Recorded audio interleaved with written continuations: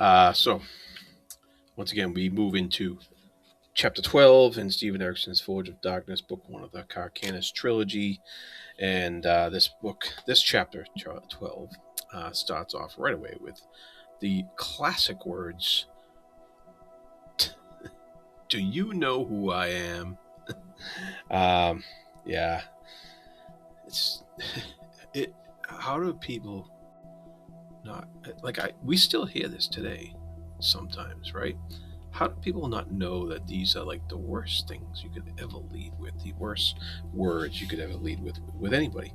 Anyways, of course, and who says that? Our friend Osserc, who is the son of Lord Urusander, head of the Urusander's Legion, and yes, he is the same Osserc or Osserc that we encounter in the Malazan Book of the Fallen.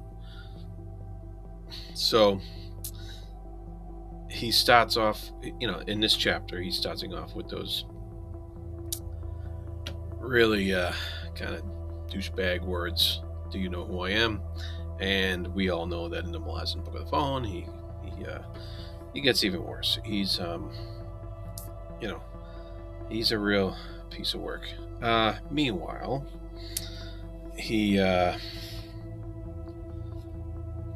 ends up kind of seducing this peasant lord, and so this whole chapter is kind of based around the actions of Osserc, and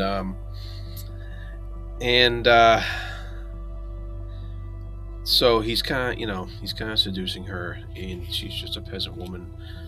She's supposedly engaged to some a smith's son, and that comes to play later. And one of the things that at the end of this first scene here is she had a polished stone that she got from her wannabe boyfriend or betrothed or whatever it was. And as they walk away to the abandoned house, she lets it slip from her hand and it vanishes in the yellow grass. So that was some pretty cool symbolism here that Erikson put in there, and so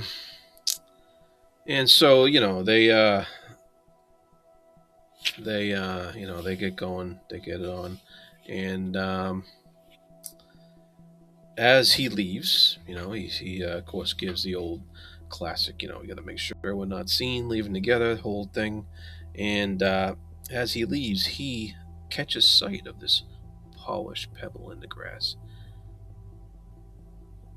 hesitates, and then he eventually picks it up and slips it into his belt pouch. So there's another little piece of symbolism. I'm going to try to put together what that all means. Yeah, so it's interesting. He there's a lot of character work in this one with Osserc, and he goes to his father, and he's talking to his father. He's talking about this new threat, this invasion from the Sea of the Veer, or Vitir, however you want to say that. And Urusander dismisses him. Osserc is getting sick of being dismissed. He lays his cards on the table, and thus forcing his father to also lay his cards on the table, saying, "Hey, what makes you think that this title, this head of the legions, is hereditary?" And Osserc's like, "What? But I'm your son, who else should inherit the legion?" And he's like, "Inherit? Is a standing army a thing to inherit? Like a keep or a precious bauble?" That's so interesting face-off, interesting character work between father and son there. I really enjoyed that. Osserc takes off. He's all whiny, pouty, pissed off. Sitting there, changes are coming. He avoids his father. He plans on taking off. He's gonna leave. He's gonna take off, and it was interesting because finally, when he's leaving, he's confronted by um, his little Trista's wannabe betrothed, and this guy is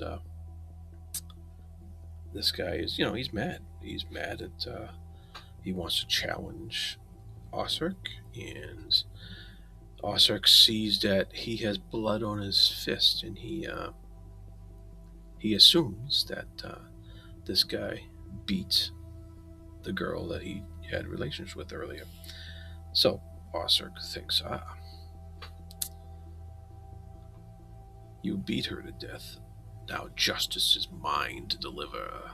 So he's all about justice, right? And he and there's a little note here, and it says he had been counted strong even by soldiers he spied with, and so with one hand he crushes the guy's throat. I mean, that's pretty damn strong. Yeah.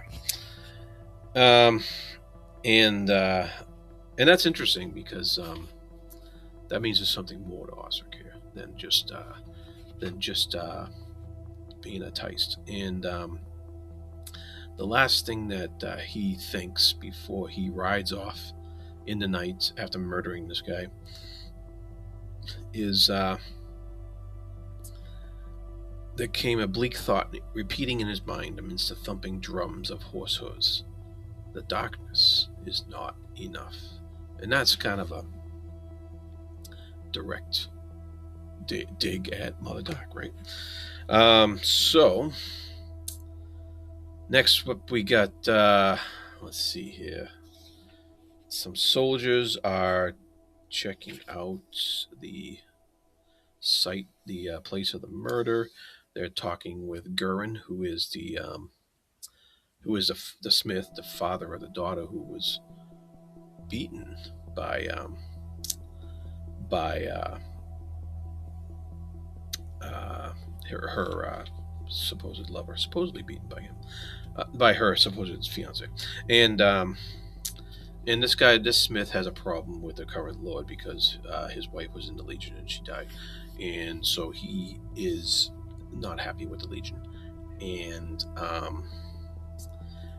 one of the things he says.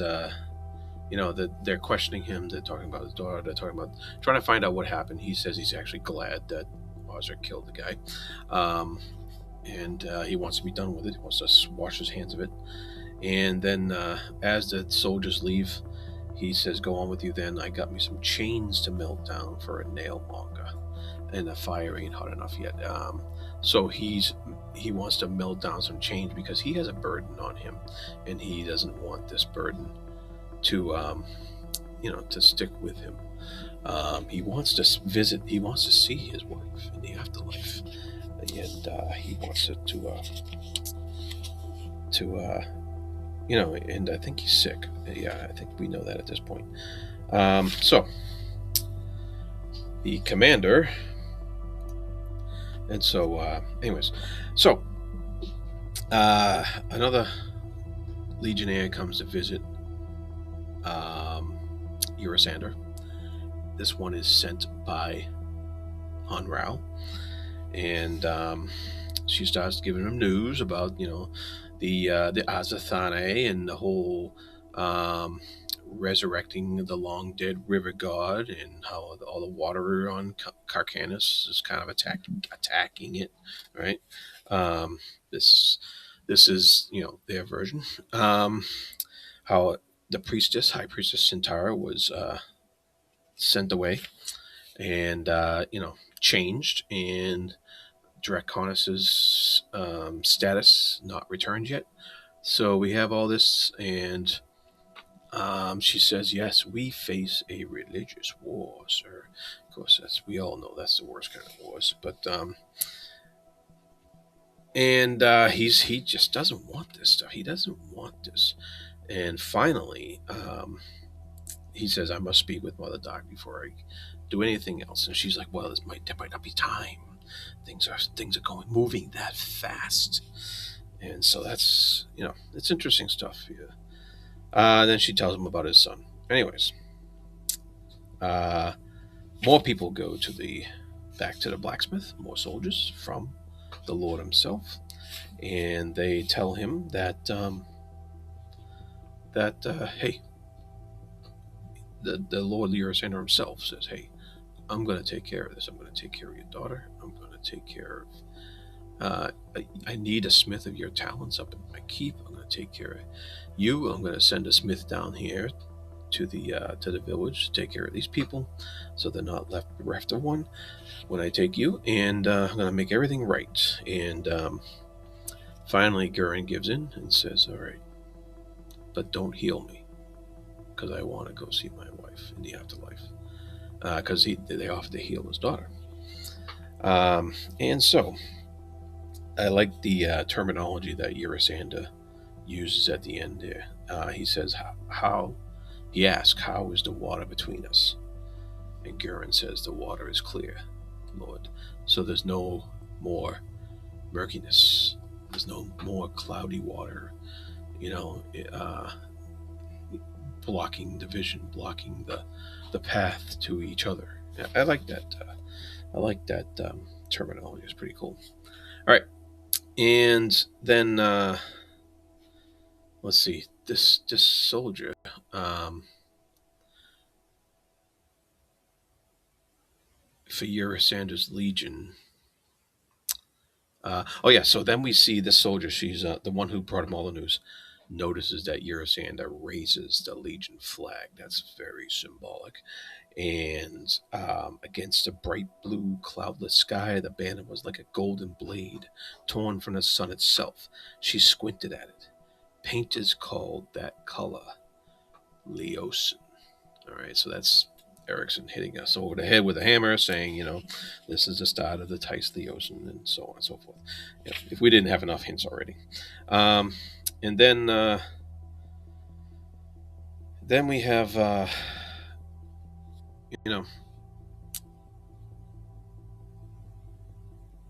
we have, and we get a little news at the end of this the very last scene here of the daughter of Gurren, and Renar is her name, and she says, "Damn, I wish I could have talked earlier, before my friend died at Osserc's hand, because he didn't mean to do what he did." She in her thoughts, we see that he was in a fight with some other soldiers, and she just happened to intervene, and he didn't realize it was her, and things got out of hand. And so he didn't purposely beat her, the way that it was portrayed, or that Osserc assumed, or that anybody else assumed as well, her father, what have you. So that was it for chapter 12. I think this chapter was just a bit shorter than some of the other ones. Yeah, this one was only 34 pages. It's still pretty decent. So next week will be chapter 13. If you have any thoughts on chapter 12, let me know about it. And with all that said, be good to each other, and thank you.